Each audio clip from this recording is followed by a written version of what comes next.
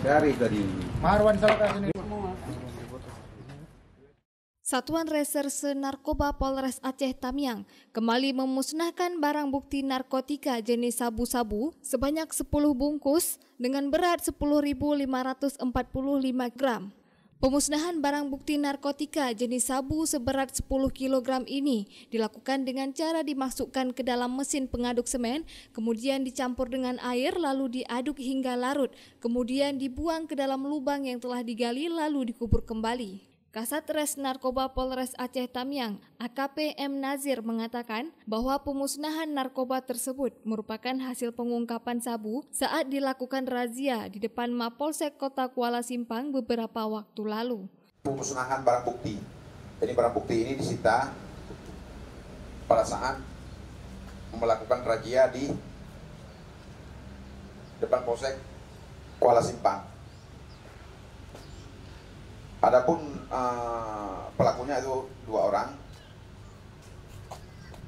H dan A.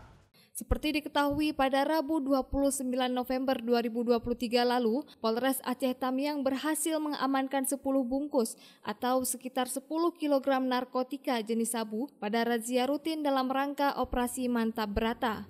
Dalam pengungkapan tersebut, Polres Aceh Tamiang berhasil mengamankan tersangka 2 orang pria, masing-masing berinisial HB 32 tahun dan AS 47 tahun. Keduanya merupakan warga Kabupaten Biren. Selain mengamankan 2 orang tersangka dan 10.545 gram sabu tersebut, petugas juga berhasil mengamankan barang bukti lainnya berupa 1 unit mobil Jazz warna hitam, 3 buah handphone, dan uang tunai sejumlah Rp4.400.000 untuk biaya perjalanan menuju ke Jakarta.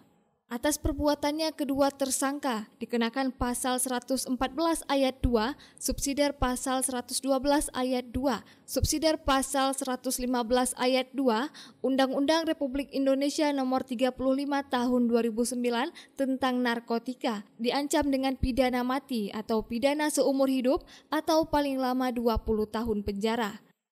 Dari Aceh Tamiang, Seli Novita melaporkan untuk Puja TV Aceh.